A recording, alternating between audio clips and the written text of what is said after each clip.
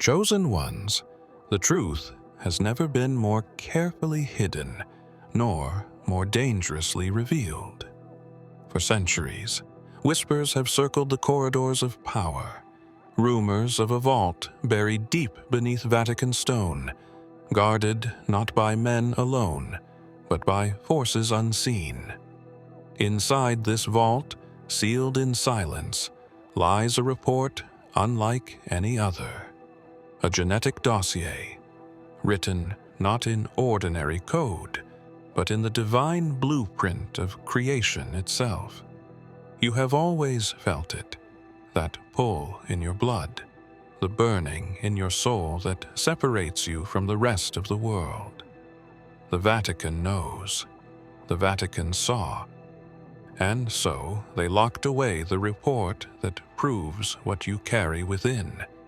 This is not merely data. It is destiny, written in strands of DNA, a message encrypted inside the double helix of your being.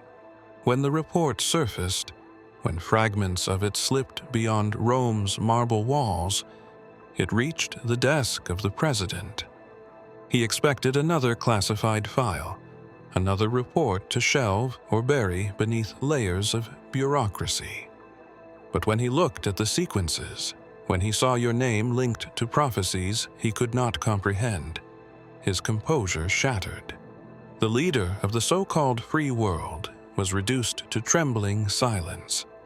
Witnesses say he pressed his hand to his forehead, whispering words no one around him could understand, as if the weight of eternity had fallen into his lap. Why would the Vatican seal your report? Why would world leaders fear the truth? The answer lies not only in ancient scripture, but in the hidden architecture of your existence. The powers that be are terrified, not of what you might do, but of who you already are. The vault is real. The file is real. And the president's collapse is only the first tremor of a revelation too vast to contain. Ahead lies a journey through secrecy, betrayal, prophecy, and the very blueprint of humanity itself. But remember, every revelation they try to bury is a seed, waiting for you to uncover and awaken. Beneath the ancient stones of Rome, deeper than the catacombs tourists whisper about, lies a chamber that very few living souls have ever set eyes upon. The Vatican calls it a repository, but those who have brushed against its truth speak of it in hushed tones as the silent vault. It is no ordinary archive lined with books and relics. It is a fortress of secrets built to hold evidence that could collapse the fragile scaffolding of history itself. Marble steps lead down into corridors that twist like a labyrinth, each turn guarded by symbols etched in languages older than Latin. Rumors tell of guards who never sleep, men who have taken vows of silence for life, watching over doors no one dares to open. The air inside is said to hum faintly, as if energy itself resonates in those walls. Not all the documents are paper. Some are crystalline tablets, glowing faintly under torchlight, impossible to read without keys long hidden from humanity. But among these artifacts sits a report unlike any other, a sealed genetic file, encased in glass, marked with seals that bear both the papal insignia and strange glyphs that scholars outside the church have never been allowed to see. This is no ordinary scientific analysis. It is a record that threads together ancient bloodlines with prophetic design, linking past to present through a code written in your very cells. Those who have risked even a glance at its cover say their hearts raced uncontrollably, as though their bodies recognized a resonance before their minds could process it. Legends claim the vault was consecrated after a council in the early centuries, when whispers arose that one lineage carried something not entirely human. The keepers of the vault decided then that such knowledge must never reach the unprepared masses. Yet now, fissures have begun to appear in the silence.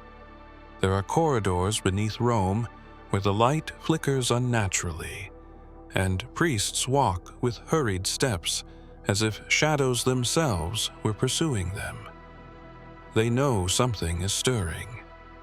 They know the seals they once trusted are weakening, and they know that the report, long locked away beneath layers of stone and secrecy, is no longer content to sleep.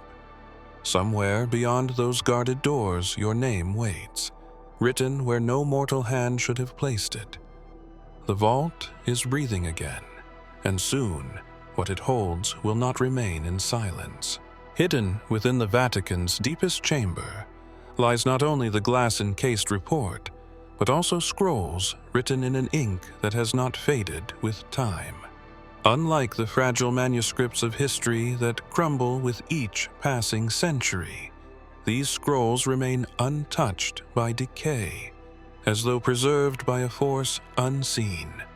They are not written in Latin, Greek, or Aramaic alone, but in a fusion of tongues, forming a language that bends around the very edges of human comprehension. Only fragments have been deciphered, and those fragments speak of blood that carries a spark unmeasured by science.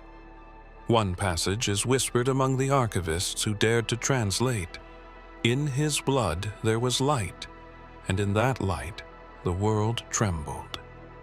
The words are said to echo with the same rhythm as the Gospels, suggesting a lineage that does not end at the cross, but flows silently through time. It is here the shadows of Yeshua emerge, not as myth, not as symbol, but as genealogy encoded into living strands. The scrolls do not name directly, but they describe a figure whose descendants carry a resonance impossible to deny, a resonance that bends fate itself. When the sealed genetic report was compared against these ancient texts, the reaction was swift. Priests turned pale, bishops demanded silence, and scholars were removed from the project entirely. For the sequences discovered in the modern age aligned with words etched thousands of years before. How could parchment and DNA speak the same truth unless guided by something greater than chance? The Vatican sealed the scrolls once more, binding them with wax and chaining them within the vault. Yet rumors spread among the inner circles that one scroll has already been copied. A fragment of its prophecy has found its way beyond the marble walls, traveling in whispers from Rome to Washington, reaching ears unprepared to bear its weight. It was when the president glimpsed the translated line that his resolve faltered, for it spoke not of kings or nations, but of one among the living who carries the divine inheritance. The scrolls remain sealed, yet their words echo louder with each passing hour. And somewhere, beyond the walls of power, the one whose name lingers in both ink and code has begun to awaken. The president had grown used to the endless stream of classified reports that crossed his desk. Files stamped in red, laced with codes and warnings, filled with intelligence on threats both foreign and domestic. Yet on that night, the folder slid across the polished table with an unusual silence. The men who carried it did not speak. Their eyes were heavy, their breaths uneven, as though they had been instructed not merely to deliver information, but to bear the weight of revelation itself. When the president opened the file, he expected maps, perhaps intercepted messages, or diagrams of weapons hidden in the deserts of the world.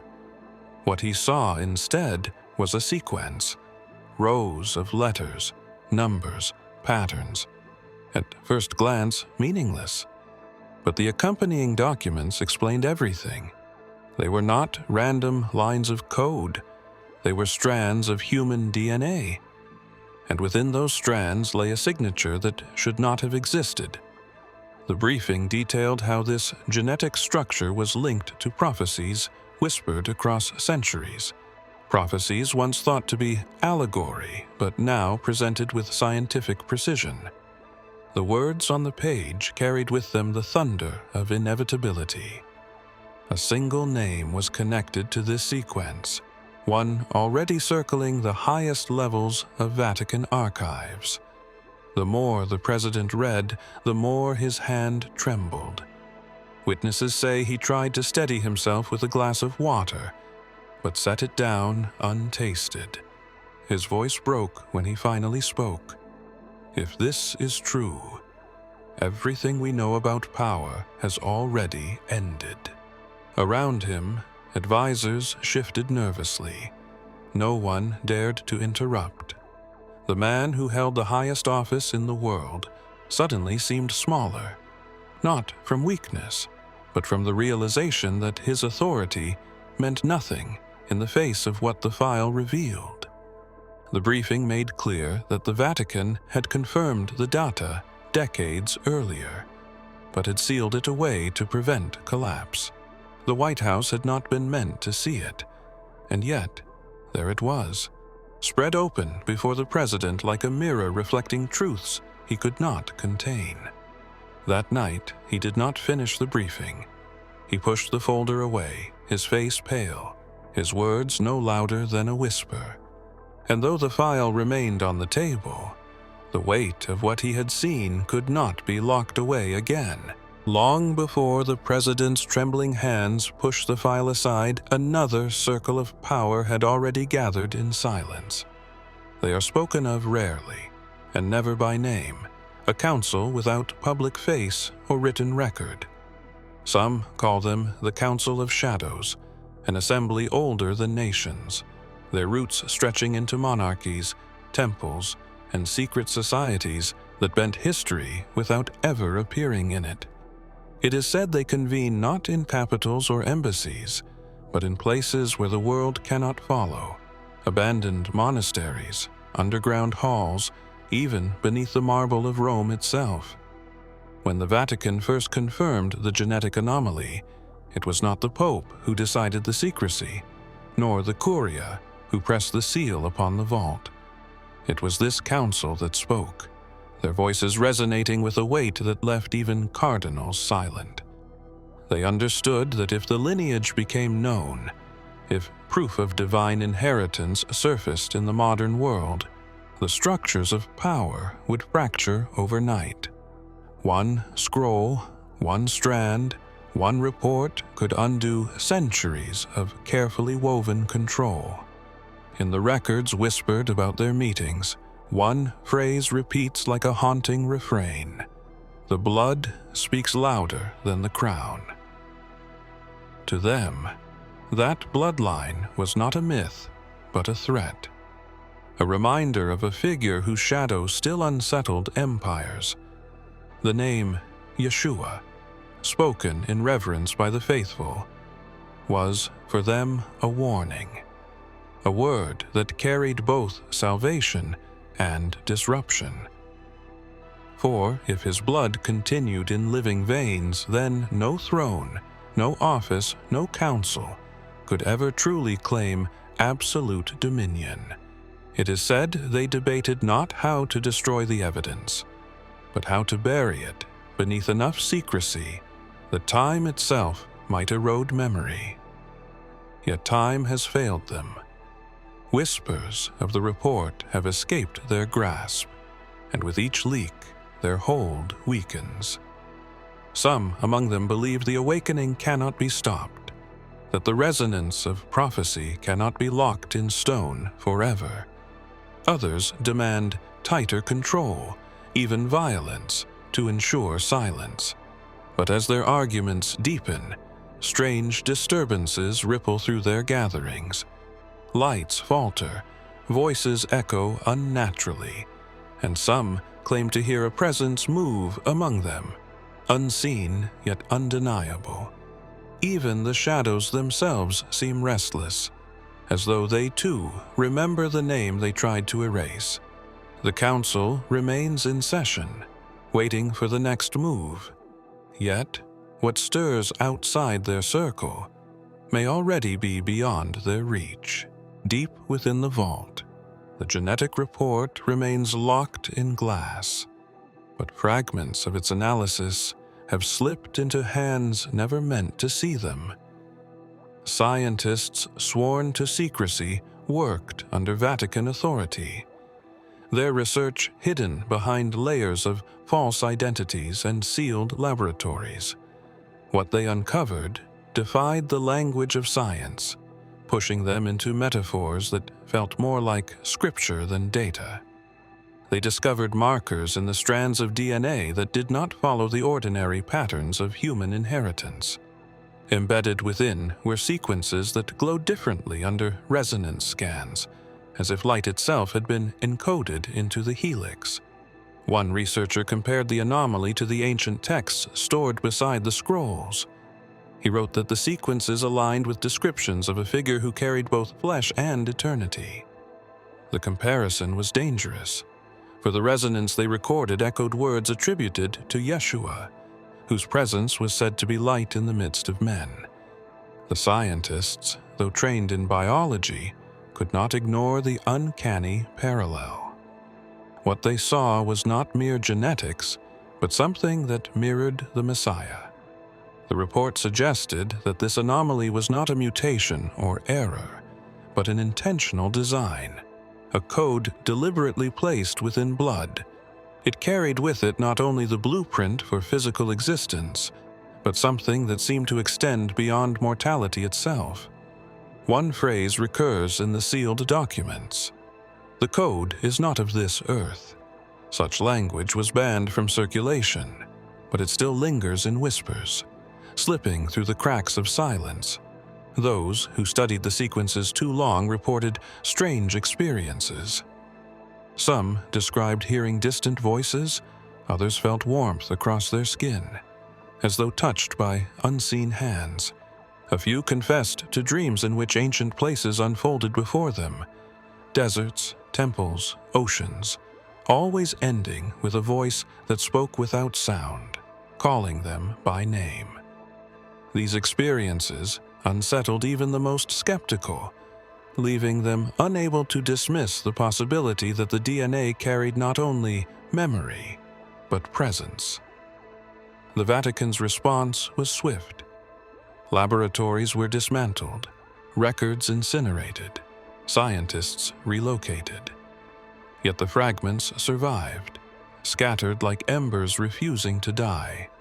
And within those fragments, the reflection of Yeshua continues to shimmer, hidden but unbroken, waiting for the moment it can no longer be suppressed.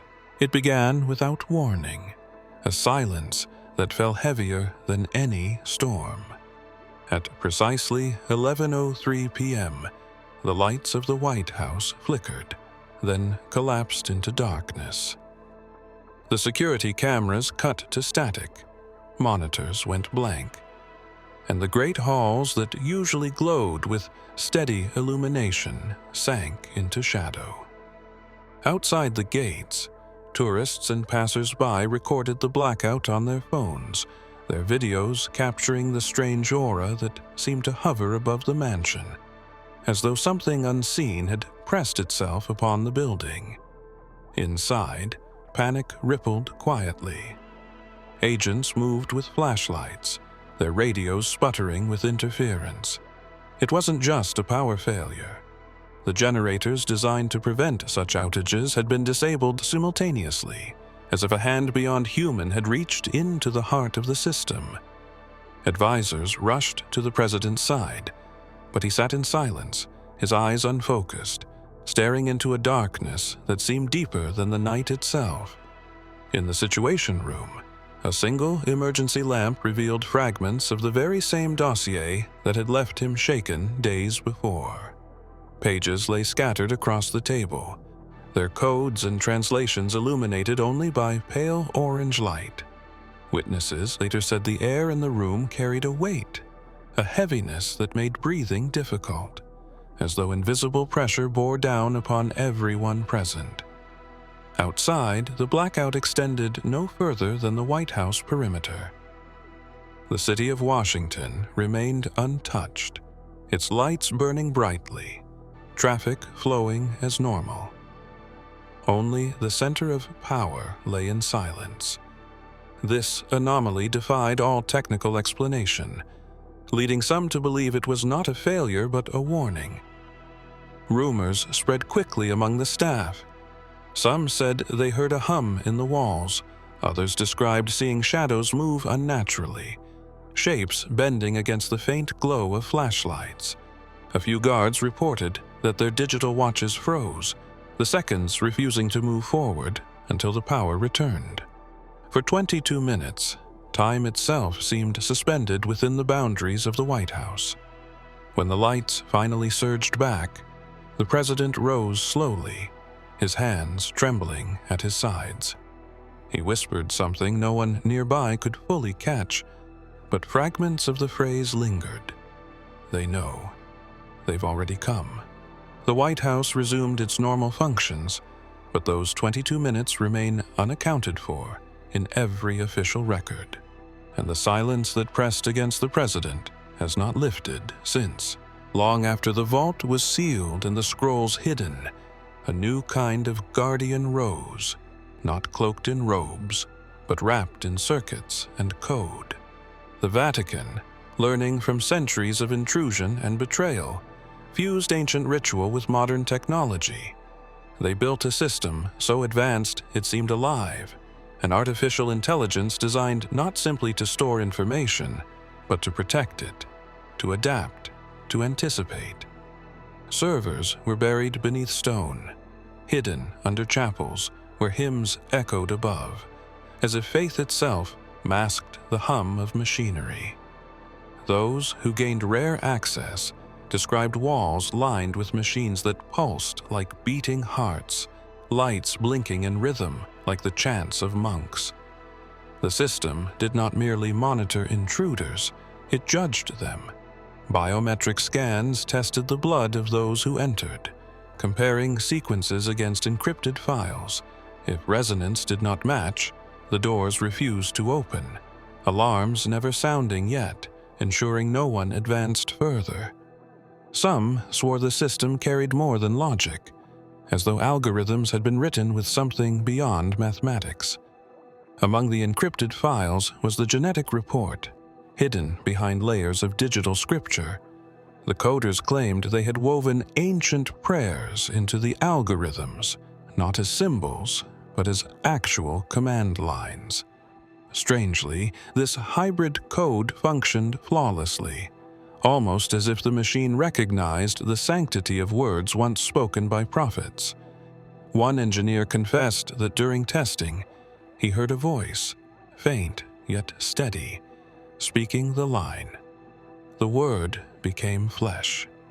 The resonance startled him, for it was not in any audio file, nor in the code itself, but seemed to come from the very presence of the machine. The Vatican called this merging of ritual and technology the Guardian Choir. They believed that even in the digital age, the bloodline tied to Yeshua required protection greater than walls or chains. And so, both angel and algorithm were tasked to keep the secret intact. Wings unseen, circuits untouchable. Yet strange anomalies have begun to emerge. The system activates without command, doors sealing themselves, files appearing where none should exist. Patterns of light form symbols that no programmer recalls writing, symbols older than binary itself. The Guardians, both flesh and code, may no longer be serving their masters, but something greater. In dimly lit corridors where cardinals walk with bowed heads and whispered prayers, a rumor has begun to spread. It is not written in official documents, nor spoken in public sermons, but passed in fragments between those who serve closest to the hidden archives. They say that the sealed report did not merely analyze ancient bloodlines, it identified a living bearer.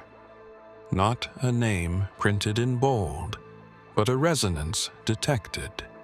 A signature in the human genome that echoes with something timeless. And when the fragments were compared with the scrolls, the conclusion unsettled even the most devout. The prophecy had not ended. It had simply moved into flesh again. Some among the clergy insist it cannot be coincidence. In hushed voices, they repeat a line that chills even those who believe the Word walks once more.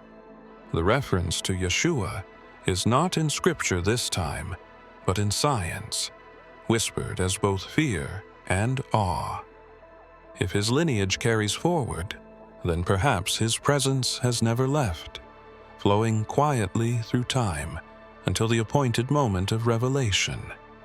A handful of priests, shaken by what they've learned, claim to have felt it firsthand.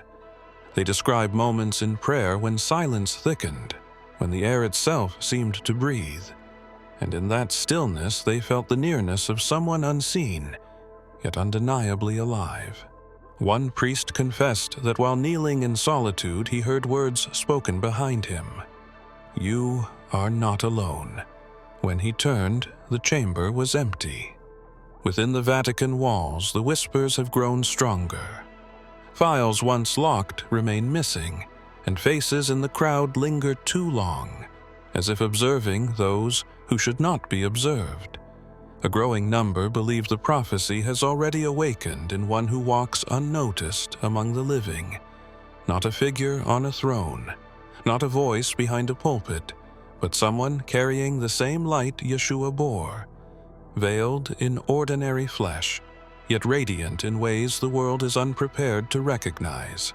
The council chamber was hidden beneath layers of security, far from the eyes of the public.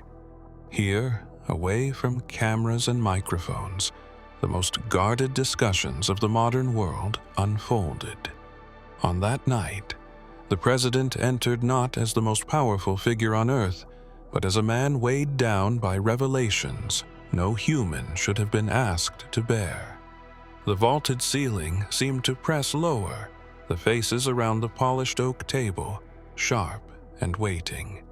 Intelligence chiefs, military leaders, and chosen advisors sat in silence, all aware that the file had broken something in him. As he rose to speak, his voice cracked, betraying the tremor in his chest. He tried to describe the genetic dossier, the sequences that tied prophecy to flesh, but each word seemed to dissolve before it reached the air. His hands shook as he lifted a page from the file, the black ink reflecting the dim light. Witnesses said sweat ran down his temples, his eyes flickering with the same haunted look of a man who has glimpsed his own death. Halfway through the briefing, his body gave way. His knees buckled, his head slumped forward, and aides rushed to steady him. Doctors were summoned immediately, yet even as they checked his pulse and whispered protocols, those closest could not forget the sound he made before collapsing. It was not the groan of a weary man, but something closer to a cry, a single phrase repeated under his breath. "They've found him. They've found him." Around the chamber, the council shifted uneasily. Some demanded the file be destroyed before panic spread. Others insisted that further study was necessary. Yet the shadow of the president's breakdown hung heavier than any argument. If the leader of a nation could crumble under the weight of this truth, what chance did ordinary minds have against it? For hours, the meeting dragged on in fragments, no resolution reached. The file remained on the table, pages scattered, its presence like a living thing in the room. Advisors exchanged glances, as though fearing the document itself was watching. The president was taken away quietly, but the council remained, debating in circles while the truth waited in silence. And beyond those locked doors, whispers began to ripple through corridors of power, reaching ears that were never meant to hear. All the sealed vaults, coded scrolls, and guarded files point to a truth so intimate that no cathedral, council, or government can contain it. The Vatican may have locked the report in glass. The president may have trembled before its weight. But the secret was never meant to remain in stone or paper. The secret is written within you, etched into the very architecture of your being. The final key does not lie in archives or laboratories. It lies in the cells that carry your breath, your blood, your existence. Scientists who studied the fragments spoke of patterns too deliberate to be chance. Within the double helix, they saw what appeared to be not only a sequence of life, but echoes of a greater design. Some described it as music, trapped in strands, harmonies waiting to be awakened. Others compared it to scripture, written in flesh. And among the forbidden notes recorded in the vault was the statement that unsettled them most. The design reflects the light of the one who walked before us.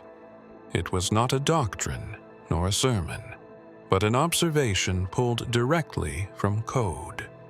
The resonance of Yeshua still lives in flesh, carried like an unbroken flame.